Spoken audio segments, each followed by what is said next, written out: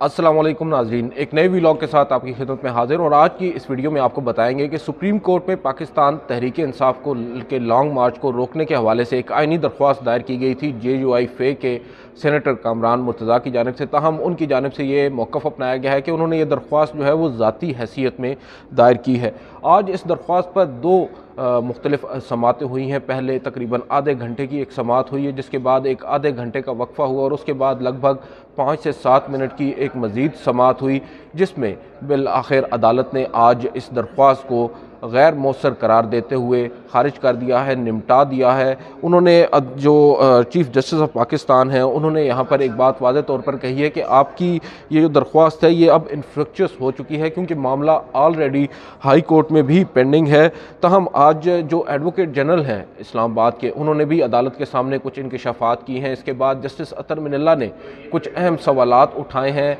Executive के इख्तियारात के हवाले से भी उन्होंने बात की है। जस्टिस आयशा मलिक ने भी अपने तहफ़्फ़ुज़ात का इजहार किया है इस पिटीशन पर। और चीफ़ जस्टिस जो हैं वो बहरहाल उन्होंने रिमार्क्स तो कम दिए हैं, उन्होंने ऑब्जर्वेशंस तो कम दी हैं, लेकिन उन्होंने कुछ चीज़ें ऐसी यहाँ पर आज कुछ रिमार्क्स दिए हैं जिनसे एक चीज़ ज़ाहिर ज़रूर होती है कि सुप्रीम कोर्ट जो है वो अब जुडिशल रिस्ट्रेंट का मुज़ाहरा कर रही है, और कि भी ऐसी जो सूरत हाल जो अभी तक दरपेश ही नहीं आई उसको जो है वो उस हवाले से कोई भी अहकामात जारी करने से फ़िलहाल सुप्रीम कोर्ट कासिर नज़र आती है। आज जब समात का आगाज़ हुआ तो कामरान मुर्तज़ा रोस्टम पर आए और उन्होंने बताया कि तकरीबन एक तवील अरसे से 2 हफ़्ते का उन्होंने बताया कि ये लॉन्ग मार्च शुरू है। और अभी फवाद चौधरी साहब के मुताबिक उन्होंने एक बयान में बताया है कि जुम्मे या हफ़्ते के रोज़ शायद वो इस्लामाबाद पहुंचेंगे। उन्होंने साथ साथ ये भी कहा है कि अगर फंडामेंटल राइट्स होते हैं जो मुजाहिरीन हैं उनके, शहरियों के फंडामेंटल राइट्स हैं, तो हमारे भी राइट्स हैं। हम राइट ऑफ प्रोटेस्ट को चैलेंज नहीं कर रहे, लेकिन कुछ हमारे भी बुनियादी हकूक़ हैं। जिस पर इन्होंने ये कहा कि मैं अदालत से बुनियादी तौर पर यह चाहता हूँ कि अदालत कोई फ्रेमवर्क बनाने का बताए, कोई हुकूमत को अहकामात जारी करे, ताकि इस तरह के जो लॉन्ग मार्चेज़ हैं उनके हवाले से प्रॉपर कोई मैकेनिज़्म तैयार हो। तो जिस पर जस्टिस आयशा मलिक ने कहा कि हुकूमत ने तो कोई फ्रेमवर्क बनाया है या नहीं। और साथ साथ जस्टिस अतर मिनल्ला ने उनसे ये पूछा कि कामरान मुर्तज़ा साहब, आपने ये दरख्वास्त सुप्रीम कोर्ट में क्यों दायर की है, आप किसी और फोरम पर क्यों नहीं गए। जिस पर जो कामरान मुर्तज़ा हैं उन्होंने अदालत के सामने ये मौक़िफ़ अपनाया कि मैं ये चाहता था कि इफ़ेक्टिव इसके ऊपर ऑर्डर आ सके। और जहाँ पर जस्टिस अतर मिनल्ला ने एक बात कही कि ये जो है वो प्योरली एक एग्जेक्टिव मैटर है, और आप क्या एग्जेक्टिव के पास यानी इंतज़ामिया के पास आप गए, आप हुकूमत का हिस्सा भी हैं, बेशक आप यहाँ पर ज़ाती हैसियत में इनफरादी तौर पर इनफरादी हैसियत में यहाँ पर आए हैं, मगर हुकूमत का आप हिस्सा हैं, आपकी एक्सेस भी है। तो क्या आपने इस सूरत हाल को कर्टेल करने के लिए पहले उस रेमेडी को अवेल किया है? क्या आप इंतज़ामिया या एग्जेक्टिव के पास गए हैं और उनको आपने बताया है, या उनसे आपने रिक्वेस्ट की है कि कोई मैकेनिज़्म तैयार किया जाए? क्योंकि रियासत जो होती है वो काफ़ी ताकतवर होती है, और अदालत जो आइन है वो रियासत को ताकतवर बनाता है। आप ये क्यों चाहते हैं कि अब सुप्रीम कोर्ट जो है वो रियासती मामलात में दखल अंदाज़ी करे, एग्जेक्टिव के जो मामलात हैं उनमें दखल अंदाज़ी करे? और यहाँ पर कामरान मुर्तज़ा ने कहा कि सुप्रीम कोर्ट माजी में भी ऐसा कुछ कर चुकी है। 25 मई का उन्होंने हवाला दिया जब जो Islamabad high court bar association की एक दरख्वास्त पर इमरान खान के लॉन्ग मार्च के हवाले से एक ऑर्डर जारी हुआ था, और उससे कबल 2019 में जब JUI फे का यहाँ पर लॉन्ग मार्च आया था उस वक्त भी सुप्रीम कोर्ट ने इंटरवीन किया था, जिस पर जस्टिस आयशा मलिक ने कहा कि वो एक्स्ट्रा ऑर्डिनरी सर्कमस्टांसेस थे, और हम जो बतौर अदालत जो है वो हर इन मामलात में जो इंतज़ामिया से रिलेटेड हैं उनमें मुदाखलत नहीं कर सकते। और यहाँ पर जो आप कह सकते हैं कि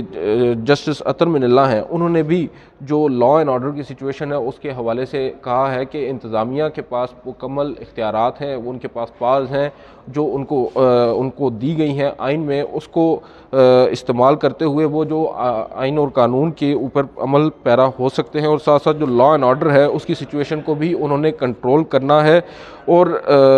यहाँ पर जो कामरान मुर्तज़ा हैं उन्होंने अदालत को बताया कि एक फायरिंग का वाक़या भी हो चुका है इस लॉन्ग मार्च के अंदर, इमरान खान पर गोलियां चली हैं, एक शख्स की जान भी जा चुकी है, और ये लॉन्ग मार्च एक तवील अरसे से चल रहा है। और यहाँ पर चीफ जस्टिस ऑफ पाकिस्तान ने एक सवाल उठाया है कि 25 मई को क्या आपको मालूम है, क्या ऐसा हुआ था कि कुछ लोग जो है वो बंदूकें लेकर आए थे, उस हवाले से आप हमें बताएं। और यहाँ पर चीफ जस्टिस ने कहा कि आपने इस अपनी पिटीशन के अंदर ये भी बताया है कि एक ऑडियो का आपने हवाला दिया है जिसमें गालिबन बंदूकों के लाने के हवाले से कुछ इंस्ट्रक्शंस दी जा रही हैं। बहरहाल अदालत ने अब उसके बाद उनसे ये पूछा कि आपके पास एक रेमेडी मौजूद है एग्जेक्टिव की सूरत में, आप वहाँ पर क्यों नहीं जाते। यहाँ पर एक जो दायरेकार है, जो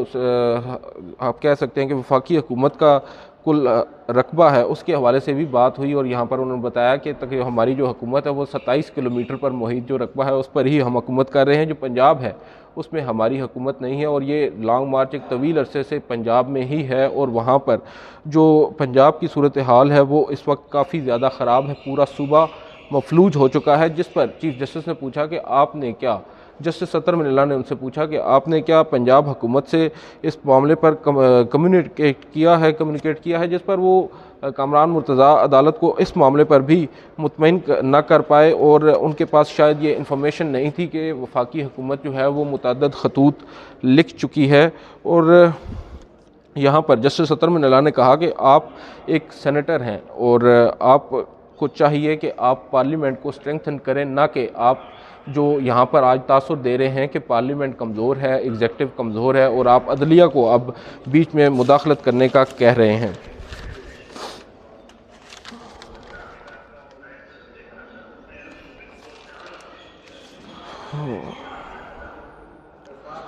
और इसके अलावा आज जब समात आगे बढ़ी तो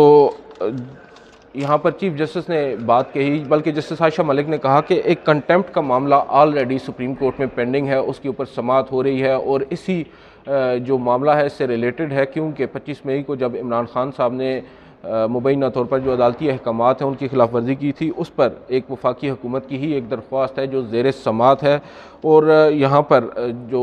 कामरान मुर्तज़ा हैं, जो दरख्वास्त गुजार हैं, उन्होंने अदालत से ये दरख्वास्त की कि अदालत इस दरख्वास्त को भी उसके साथ नथी कर दे, उसके साथ क्लब कर दे और इकट्ठी इन दोनों दरख्वास्तों को सुन ले, क्योंकि कई ऐसी चीज़ें इस दरख्वास्त में हैं जो उस पिटीशन के अंदर अदालत जो है उनको एड्रेस अपने फ़ैसले के अंदर नहीं कर सकती। यहाँ पर उनसे जस्टिस सत्तर मिल्ला ने पूछा कि क्या पाकिस्तान तहरीक इंसाफ ने इस्लामाबाद हाई कोर्ट से रुजू किया है, जिस पर उनको बताया गया कि इस्लामाबाद हाई कोर्ट और लाहौर हाई कोर्ट से सब्सिक्वेंटली उन्होंने रुजू ज़रूर किया है, लेकिन अभी तक उनकी जानिब से कोई डेट नहीं दी गई कि उन्होंने यहाँ पर कब आना है। और एक बात यहाँ पर जो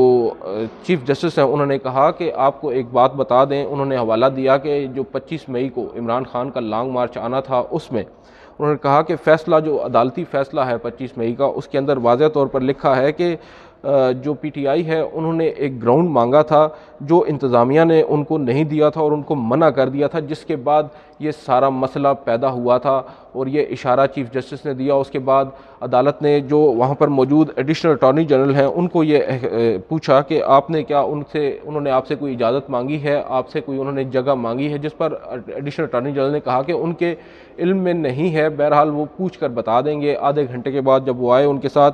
एडवोकेट जनरल इस्लामाबाद भी मौजूद थे। उन्होंने आकर अदालत को ये बताया कि अभी तक जो पाकिस्तान तहरीक इंसाफ है वो जगह और जो टाइम है, जो वक्त है, उसका तयन नहीं कर पा रहे। उन्होंने हमें अभी तक नहीं बताया कि वो किस तारीख़ को यहाँ पर आएंगे और किस जगह पर उन्होंने अपना जलसा करना है। हमने उन्हें बहरहाल एक जगह का बताया था कि जो रवाट टी चौक है, वहाँ पर जो रवाट जंक्शन है, वहाँ पर वो आकर अपना जलसा कर सकते हैं। अभी तक हुकूमत की जानिब से बाज़ाब्ता तौर पर उनको कोई भी जो वेन्यू है वो प्रोवाइड नहीं किया गया। और यहाँ पर जो कामरान मुर्तज़ा साहब हैं उनको जस्टिस सत्तर मिल्ला ने उनसे पूछा कि आप अब भी अपनी जो पिटीशन है इसको प्रेस करना चाहेंगे, जब हुकूमत ने उनको एक जगह दी ही नहीं है, तो आप क्या चाहते हैं कि हम आर्डर में लिख कर ये कह दें कि हुकूमत का जो ऑर्डर है उसको सेट असाइड करते हुए हम उनको जगह दे दें पाकिस्तान तहरीक इंसाफ को जलसा करने की। उस पर चीफ जस्टिस ने उनको कहा कि आपकी दरख्वास्त अब बज़ाहिर इन्फेक्शस हो चुकी है, लिहाजा आपकी इस दरख्वास्त को हम जो है वो निपटा रहे हैं और साथ साथ जो